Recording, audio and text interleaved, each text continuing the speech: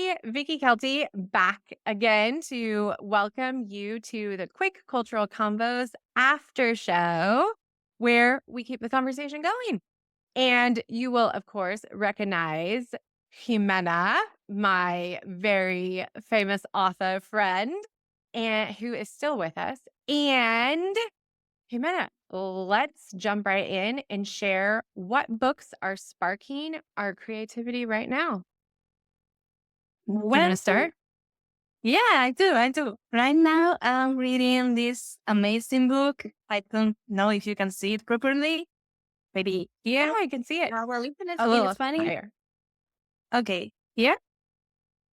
Okay, More, so more. More? Yeah, that's perfect. yeah. All That. right. So in Spanish, it's called La Comedora de Pecados, but it was originally written in English, so it would be Sin Eater. And it's telling the real story about a woman who goes to the houses where people has recently passed away and eats different aliments and fruits depending of the sins the dead had committed. So it's Whoa. like the That like sounds when like she, quite the story. yeah, it's a bit. I mean, it's not gore, but it's a bit creepy.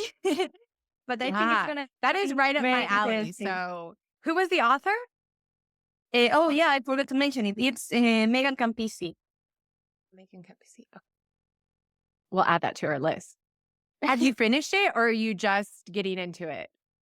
Well, I'm not gonna say that I'm in the house of it. I have read like 100 of pages out of 360. But so far, it's very interesting because it follows the story of this girl who is becoming a sin eater. She's like a learner of that profession. And Oh, she's okay. soon getting involved into the court, into the royal courts in the England 16th century, and all of the deep and black stories that are going around the court because people want to assassinate the queen. Some others are like plotting against her, Oh and my so. gosh. And I think it's gonna have a bit of a romance story as well. I'm not sure yet. Yeah. I'm How are not they sure going to yet. mix that in? Ooh. But it's very interesting, and it's also helping me with my work, with my actual writing project, because it also takes place into the England of the 16th century. Ah, there So you go. That's where the yeah, creativity has joined up. mhm. Yes, so it's helping me to get the aura of this society. It's also helping Yeah. me with the It's really getting vocabulary you in as the well. zone. Yeah, and it's very interesting. I would highly recommend it. Can you tell us? I don't know if this is an easy thing, or if it gives anything away, but is there like specific food that they've mentioned that's come to mind for like a specific sin that you can think of? Well, the book actually has a list at the beginning of every scene connected to every food. So, for example, I'm gonna Oh my check gosh. one because I don't remember it. Okay. There's a huge list at the beginning. Um, for example, lot of them I don't know how to say them in English. But um, for example, garlic, it's used for when you do not want to receive guests at your home for the lack of hospitality. Also, Okay. pomegranates are used for assassination. Um, Oh, so maybe somebody who was trying to kill the somebody in the royal family would then this what's it called? The sin eater will have to eat some yeah. pomegranates to Yes. counteract that. And also bread is used for the original sin, like the one is committed. So that's in Ah. every variation of the sin eater has to eat. So like well, that's interesting because bread often accompanies our meals. I wonder if is this is this nonfiction or is this fiction? It's fiction. Oh, okay. I was like, oh, maybe that's how it began. I'm like, oh wait, it's fiction. it has a bit of a real figure behind this character. Like the sea eaters actually existed on the England of the 16th century, and I think they continue to exist until the Oh, 19th okay. century. So it's like But it's based on that. fictionary. It's fictionary. Oh, that's so interesting. Well, what I'm digging into right now, because I'm in a bit of a like, well, I read a lot of mysteries, so it's not really out of the ordinary for me. I was gonna say I'm on a mystery kick because of it being October at the time of our chat, and so got to Mhm. have that spooky. But I always read mysteries, so this is just an additional excuse. But, the 2 that I'm juggling are I just started this week reading Haunted Halloween, which is a nice little cozy mystery by Gwen Taylor and Jen Booker. And then that one is it's set on a cruise ship, and they get to do when you have you been on a cruise before, Jimena? No, I haven't. Okay, well, if you ever go on a cruise and they happen to have something like this, you might find it interesting. But they stop and you get to get off the cruise ship, and for this particular adventure, you get to go to a castle and you can spend the night, and it just happens to be a haunted castle. Shocking. Wow. And so we'll see what happens. Because it's a cozy mystery, in theory, it's not really, really scary. So we'll see if that's true or not. So far, it's been quite entertaining. But the other book I'm reading, the other mystery I'm reading is, well, I don't know if it's a mystery. It's hard to say the exact genre, but Stephen King calls it an eerie epic. He Mhm. gave a little disclaimer thing on it, his words, but the book is My Soul to Keep by Tanana Reeve Dew. And this one is tricky to describe, but it's a man who basically he's like immortal because he Mhm. went through this ritual, and so now he can live forever. And so he wants to go against the covenant and have his current wife and child be like drink the blood that makes you immortal, but Okay. you're not allowed to do that. So it based on my description, it doesn't sound as creepy as it actually is because this guy is like hundreds of years old. So I think he's over 400 years old, maybe. I could be wrong, but it goes back and forth between like his past and his present and the things that have come up along the way. It's quite interesting. It hasn't been eerie yet for me. I'm about 40% done with it. But this one I'm listening to as an audiobook. And so I was going to ask the Haunted Halloween, I'm reading the book. I'm just reading the book, and the My Soul to Keep, I'm listening in the audiobook format. Do you ever listen to audiobooks? Do you have a preference between written and audiobook? I don't listen to audiobooks as much as I would like to do. Okay. Uh, because I don't have any platform at the moment that allows me to do that. But Mhm. for our Spanish speakers, I do recommend the Ficciones Sonoras by Radio Nacional Española, like by the uh, Spanish radio program, national What's program, that? because they turn like the most famous stories ever written in Spanish, like for example by authors like Miguel Delibes, Lope de Vega, or even Cervantes. They turn them into audio fictions, which are not the same as audiobooks, because in an audiobook, as long as I'm concerned, you have someone reading the book for you, right? Yeah.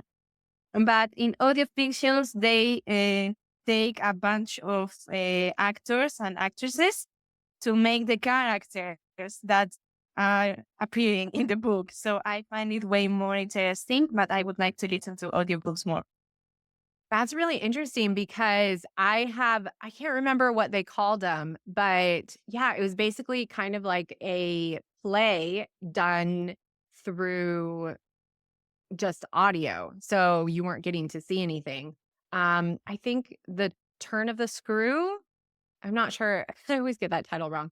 I'm not going to look it up, but if it's wrong, I will put in the show notes that that's the wrong name. But I listened to that as an audiobook, but it was really that sort of like play that you're talking about. And those are really Yeah. fun to listen to. I agree.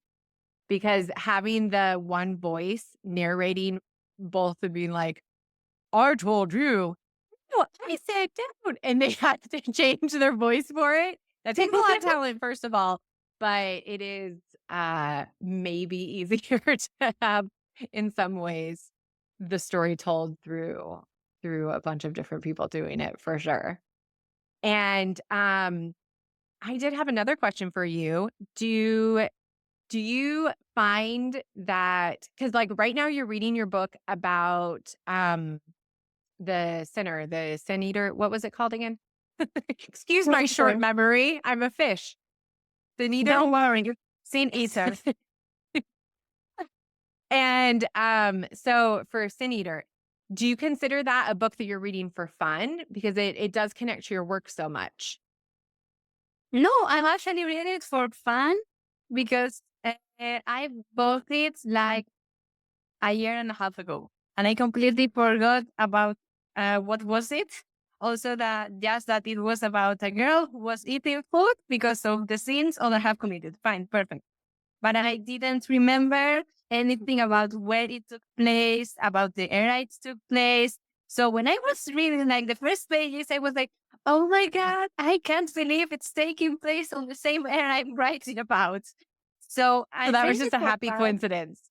but at the same time, it's helping me. So that's good. Because the one I'm reading another book, but it's not as interesting. It only applies for my work. It's just this tiny guide. I think you can see it like that. Yeah.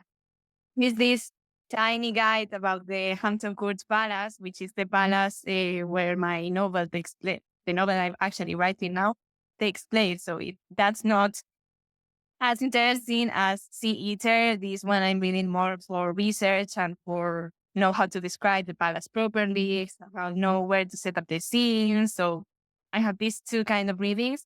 And then there are, of course, the book that I have to read for my career in uni, which are interesting too, but a bit more boring.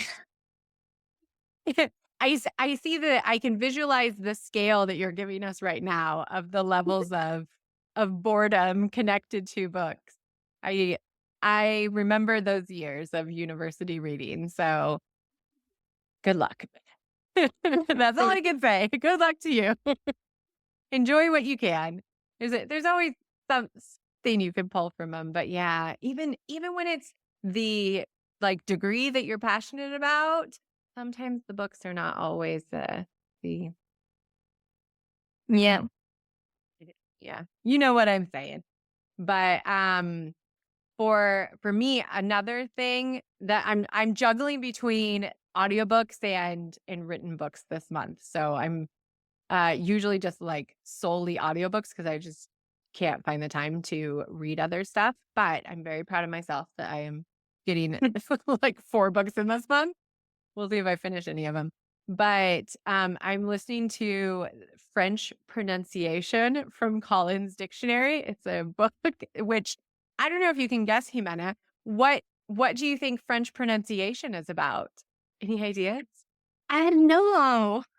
Maybe it's about puppies.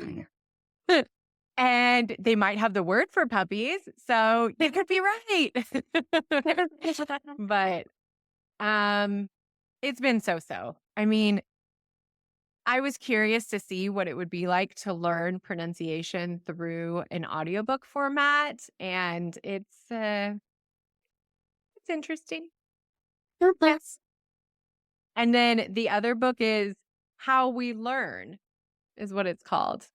How We Learn Oh, by Benedict Carey. And maybe that one's a kind of an obvious topic as well. It's just about learning like the kind of like the science behind it. And so I actually find that one really interesting from mhm. a teacher perspective. Well, from both from a teacher perspective and in a language learner perspective. So Mhm. those are my educational books, if you will. I can't just spend my whole life reading fun books. Do you think Yeah, do you we think can. that's what I was gonna say. Do you think that we should spend our whole life just reading the fun books, or do we need to add some like educational stuff in the mix? No, well, I think that with the huge offers we have now to learn through books, it's interesting that we develop our knowledge also through them, and not only by having classes or listening to podcasts or so on. So that we should find a balance. But it's true that some educational books may be very tiring at the end. Yes. Yes. Oh, so true. And to juggle all of that because as you mentioned, like the different mediums that we have for receiving information these days, not only books, which used to be our main way of getting to like read stuff and learn things, and now we have podcasts added on, and we have this and that and the other, and we definitely shouldn't let the books go though. So I hope everybody has, what do they call it? The TBR list? To be Yeah, it's yeah, TBR. like, is that the right letter? Sorry. Everybody should have their own TBR. That's what I'm saying. Not just a TBL, to be listened to. May I? Does that exist? I don't know. But get some books in your lives, people. That's what I'm saying. And I would actually be interested to know what other people are I was going to say listening to. If you're listening to an audiobook, fabulous. Tell us what audiobook you're listening to, but what books you are reading. I would definitely love to hear that from everybody. And if you were going to recommend a book that you've read recently, is there one that jumps out at you that you would like to recommend for us, Jimena, that you think we should add to our TBR Well, list? a book that I can recommend if you are into fantasy, or as now it's called romantasy, which is romance plus fantasy.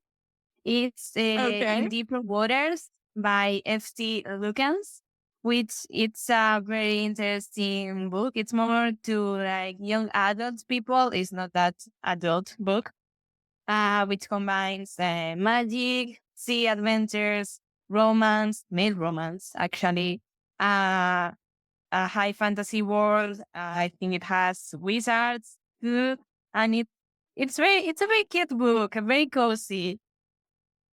Oh, I love my cozy book. When to just snuggle up on the sofa with. Okay, in deeper waters. Everybody add that to your list for sure. And that's it for our after show. So thank you so much, Jimena, for chatting a bit with us about the books that are sparking creativity in your life. And remind us again of the title of your book that is in the works of translation about the uh, potters. oh, about the Twitters, yeah. So yeah, as I mentioned in the other video, my book about the female potters of Mota del Cuervo, whose title in Spanish is Cantareras de Mota del Cuervo, Las Magas del Barro, will be soon translated into English. I can't say anything else because I have no more details. But yeah, stay tuned to my social media to get everything. Yes. And you can add that one to your to be read list as well. So, Mhm. I think we've left you all with plenty of books to dig into. So you have no excuses for going off and watching Instagram Reels all day or binging Netflix. No, no, no. You have books to read, my friend. So, thank you. You have homework. That's what you're here for. So, thank you so much, Jimena, for coming and chatting with us. And until next time, keep creating those connections through conversations, everybody. Bye then. Bye.